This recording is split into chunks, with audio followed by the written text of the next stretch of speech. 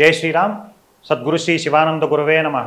ఈరోజు మనం వీడియోలో ఇప్పుడు 4th ఆగస్ట్ అంటే first Sunday off every August, ప్రతి సంవత్సరం ఆగస్టు మనము ఫ్రెండ్షిప్ డేగా జరుపుకుంటాం. సో ఈ ఫ్రెండ్షిప్ డే సందర్భంగా రామాయణంలోని ఫ్రెండ్స్ మనం ఎవరు ఆదర్శంగా తీసుకోవాలి, దీని గురించి ఒకసారి మాట్లాడదాం, ఒకసారి తెలుసుకుందాం. రామాయణంలో ముఖ్యంగా మనకి ఫ్రెండ్స్ అంటే మనకి గుర్తుకొచ్చేది రాముడు సుగ్రీవుడి ఫ్రెండ్షిప్, అదేవిధంగా రాముడు విభీషణుడి ఫ్రెండ్షిప్ మెయిన్లీ జనరల్గా మనం ప్రతి వాళ్ళకి తెలిసేది. సో డెఫినెట్గా మనము ఫ్రెండ్షిప్ అనే ఇది చేసుకుంటే ఎప్పుడైనా ఒక మంచి వాళ్ళతోని ధర్మంగా నడుచుకునే వాళ్ళతోనే ఫ్రెండ్షిప్ చేసుకోవాలి. ఇంకా కరెక్ట్ చెప్పాలంటే మనము ఇంగ్లీష్లో ఫ్రెండ్స్ అని అంటారు, కానీ మామూలుగా మన తెలుగులో కానీ సంస్కృతంలోనే మిత్రుడు స్నేహితుడు అని ఇలాంటి మనకి పర్యాయ పదాలు ఉన్నాయి. స్నేహితుడు అంటే జస్ట్ ఒక ఫ్రెండ్ అంతే మామూలుగా. బట్ మిత్రుడు అంటే ఆ మిత్రుడు అనే శబ్దానికి ఒక చాలా ఇంపార్టెంట్ అర్థం ఉంది. ఏంటంటే మిత్రుడు అంటే ఎవరంటే మన హితాన్ని ఎప్పుడు కోరి మనకి ఏది మంచిదో అది అది అప్పటికి అది మనకి నెగిటివ్గా అనిపించవచ్చు, కానీ మనకి లాంగ్ టర్మ్లో ఏది మంచిదో అది మనకి అడ్వైజ్ చేసి మనల్ని ఆ దారిలో నడిపించేవాడిని మిత్రుడు అంటారు. సో దానికి మామూలుగా జనరల్గా మనం క్యాజువల్గా మనం ఫ్రెండ్ అని అంటాం, కానీ ఫ్రెండ్ అనే అర్థం అది కాదు. సో ఇంగ్లీష్లో ఫ్రెండ్ అనే దానికి సో మిత్రుడు మనకి అందరూ ఒక మిత్రుడు కావాలి, మనకి మంచి మిత్రుడు కావాలి. రాముడు అలాంటి మంచి మిత్రుడు. ఎందుకంటే రాముడు తను ఫ్రెండ్షిప్ చేయాలంటే ఎదురోడ్లో తను పవర్ఫుల్లా, తన దగ్గర ఏదన్నా తను మహారాజా, లేకపోతే తను చాలా పవర్ ఉన్నదా, లేకపోతే తనకి ఇంకేదన్నా సైన్యం ఉందా, లేకపోతే డబ్బులు ఉన్నాయి, ఇవేమి చూడడు. ఒకటే చూస్తాడు రాముడు, ఎదురోడు ధర్మబద్ధంగా ఉన్నాడా లేదా అనే ఒకే ఒక విషయం మీద రాముడు చూస్తాడు. అలాంటి వాళ్ళు వీక్ పర్సన్స్ అయినా కూడా రాముడు వాళ్ళతో ఫ్రెండ్షిప్ చేస్తాడు. అది మిత్రుడికి ఉండాల్సిన లక్షణం. సో ఆ విధంగా చూస్తే రాముడు ఫ్రెండ్షిప్ చేసే టైంకి సుగ్రీవుడికి ఏమీ లేదు, ఒక రాజ్యం లేదు, తన భార్య లేదు, అపహరించబడింది, రాజ్యం లేదు, తీసుకోబడింది. సో జస్ట్ అడవుల్లో కోనల్లో తలదాచుకున్నాడు, ప్రాణాలు గుప్పెట్లో పెట్టుకొని. ఎందుకంటే ఎక్కడ వాళ్ళ అన్నయ్య వాలి చంపిస్తాడేమో అని. సో అలాంటి వాడిని కావాలనుకుంటే రాముడు ఫ్రెండ్షిప్ చేసుకోవాలంటే అన్ని పవర్ఫుల్ క్యాండిడేట్. వాలి ఉన్నాడు కిష్కింద రాజ్యానికి రాజు, వెరీ పవర్ఫుల్ క్యాండిడేట్. కావాలనుకుంటే వాలి ఆల్రెడీ రావణాసురుడిని ఒకసారి ఓడించాడు, అండ్ ఓడించి మిత్రునిగా చేసుకున్నాడు. వాళ్ళిద్దరు ఫ్రెండ్స్. సో వాళ్ళు కావాలనుకుంటే ఒక్క నిమిషంలో రావణాసురుడిని లాక్కొని వచ్చి రాముడి కాళ్ళ దగ్గర పడిగలడు. బట్ వాలి ధర్మం తప్పాడు అని వాలి జోలికి వెళ్లకుండా సుగ్రీవుడు ధర్మంగా ఉన్నాడు కాబట్టి సుగ్రీవుడితో మిత్రత్వం చేసుకున్నాడు రాముడు.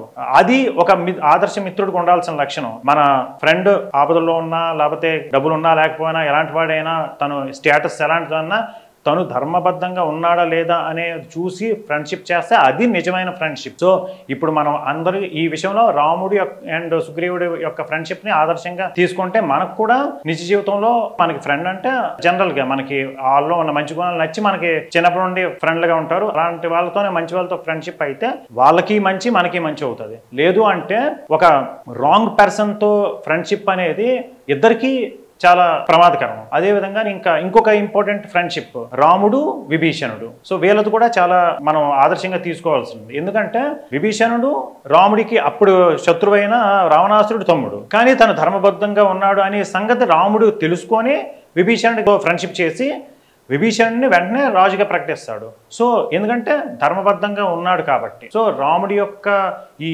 ధర్మంగా ఉండే వ్యక్తులతోనే ఫ్రెండ్షిప్ అనే గుణాన్ని మనం ఆదర్శంగా తీసుకోవాలి. ఇంకొక మనం అస్సలు పట్టించుకోని అవసరం లేని ఒక ఫ్రెండ్షిప్ ఉంది రామాయణంలోనే. వాలి రావణాసురుడు ఇద్దరు మోస్ట్ పవర్ఫుల్ క్యాండిడేట్లు. చాలా ఎందుకంటే వాలి చాలా పవర్ఫుల్, రావణాసురుడు పవర్ఫుల్. రావణాసురుడు ఎంత పవర్ఫుల్ అయినా వాలి అంతకు మించిన క్యాండిడేట్. సో రావణాసురుడినే ఓడించి తన తోక చుట్టుకొని మొత్తం భూమండలాన్ని చుట్టేసి రావణాసురుడిని ఈశ్రీసిన వాడు. సో అంతటి పవర్ఫుల్. తర్వాత ఏంటంటే రావణాసురుడు వాలి అమ్మో తిను చాలా బలవంతుడు అని చెప్పి తనతో తినాని వాడు మనకి ఫ్రెండ్గా ఉంటే మంచిదని ఇద్దరు మంచి ఫ్రెండ్స్ అయ్యారు. సో ఇద్దరికి ఏంటంటే ఇద్దరికి కామ క్రోధ మోహలోభ మదమాశ్చర్యాలు అన్నీ ఉన్నాయి.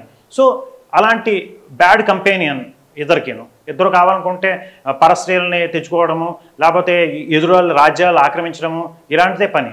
సో అలాంటి ఫ్రెండ్షిప్ జోలికి మనం వెళ్ళకూడదు. అలాంటి ఫ్రెండ్స్ని మన లైఫ్లోకి మనం ఎంటర్ చేయకూడదు. అలాంటి ఫ్రెండ్స్ మనకి లైఫ్లో ఉంటే అలాంటి వాళ్ళ దగ్గర నుండి దూరంగా ఉండాలి. అప్పుడు మనకి రాముడు లాంటి వాళ్ళకి దగ్గర అవుతాం, రాముడిని మన లోపలికి తెచ్చుకోగలం. సో ఈ ఫ్రెండ్షిప్ డే నాడు మనం కూడా ఒక ఆదర్శ మిత్రులని మన లైఫ్లో ఉంచాలని నేను కోరుకుంటున్నాను. అంతేకాకుండా Ramayanam it self is a very good friend. మనందరికీ రామాయణాన్ని మించిన మిత్రుడు లేడు. ఎందుకంటే రామాయణం చదువుతుంటే మనకు అనేక మంచి విషయాలు తెలుస్తాయి. మన నిత్య జీవితంలో ఆచరించి మన క్యారెక్టర్ని బిల్డప్ చేసుకొని మన వల్ల మన సొసైటీకి లేకపోతే మన కుటుంబానికి అలాగే వ్యక్తిగా మనకి దేశానికి ఒక మంచి చేయగల సామర్థ్యం మనకు అవుతుంటుంది. సో రామాయణం మనకి మిత్రుడిగా ఇప్పటి వరకు ఒక ఫ్రెండ్గా కన్సిడర్ చేయని వాళ్ళందరూ రామాయణాన్ని మన ఫ్రెండ్ అని అనుకొని రామాయణాన్ని చదవడం మొదలు పెడితే మన క్యారెక్టర్ బాగుపడుతుంది. అంతేకాకుండా రాముడు is the best friend of every human being. So రాముడి యొక్క గుణాలని మనం పునికిపుచ్చుకుంటే ఆటోమేటిక్గా రాముడు మనకి ఫ్రెండ్ అవుతాడు. రాముడు మనకి ఫ్రెండ్ అయితే రాముడిలాగా మనం మారడానికి మనకు ఒక దారి దొరుకుతుంది. దానివల్ల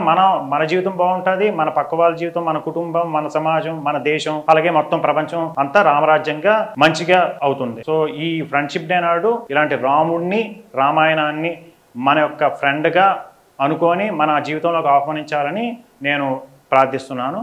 జై శ్రీరామ్.